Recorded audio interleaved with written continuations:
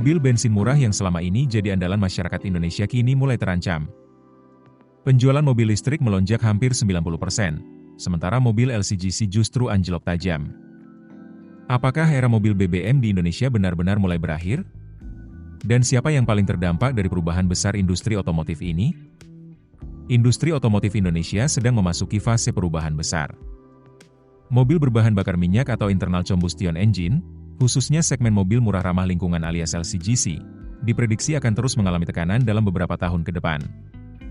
Sebaliknya, kendaraan listrik berbasis baterai atau BEV diperkirakan semakin mendominasi pasar nasional. Pengamat otomotif dari Institut Teknologi Bandung, Yanes Martinus Pasaribu, mengatakan tren ini dipicu oleh meningkatnya minat masyarakat terhadap mobil listrik.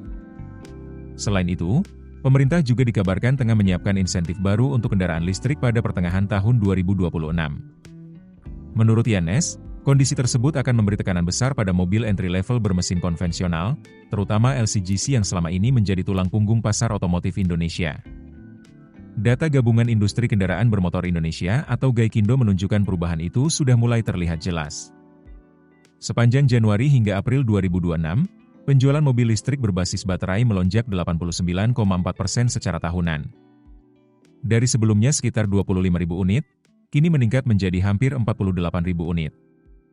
Sebaliknya, pasar LCGC justru mengalami penurunan sekitar 25% dibanding periode yang sama tahun lalu. Penjualannya turun dari lebih dari 50.000 unit menjadi hanya sekitar 37.000 unit. Kenaikan harga BBM non-subsidi dan tingginya bunga kredit kendaraan juga dinilai membuat masyarakat mulai mempertimbangkan mobil listrik sebagai alternatif yang lebih hemat biaya operasional. Namun di balik pertumbuhan kendaraan listrik, ada tantangan besar yang mulai muncul. Yanes mengingatkan bahwa industri rantai pasok lokal dan industri kecil menengah berpotensi terdampak cukup berat. Selama ini, banyak pelaku industri dalam negeri bergantung pada produksi komponen mesin konvensional untuk mobil berbahan bakar minyak. Sementara pada kendaraan listrik, sebagian besar komponen utama masih bergantung pada impor. Artinya, jika transisi menuju mobil listrik dilakukan terlalu cepat tanpa perlindungan yang matang, ekosistem manufaktur lokal bisa melemah. Karena itu, Yanes menyarankan pemerintah menerapkan strategi transisi yang lebih realistis melalui pendekatan bertahap. Salah satunya dengan memperkuat pasar mobil hybrid atau HEV sebagai jembatan antara mobil bensin dan mobil listrik penuh. Menurutnya, pemberian insentif berbasis tingkat komponen dalam negeri atau TKDN untuk mobil hybrid rakitan lokal bisa membantu menjaga produksi nasional dan penyerapan tenaga kerja.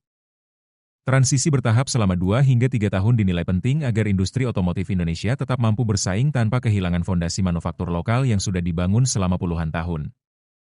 Kini, pertanyaannya bukan lagi apakah mobil listrik akan berkembang tetapi seberapa cepat perubahan besar itu akan mengubah wajah industri otomotif Indonesia. Keputusan bisnis terbaik datang dari data, bukan tebakan. Mudah berlangganan Business Insight dengan subscribe with Google.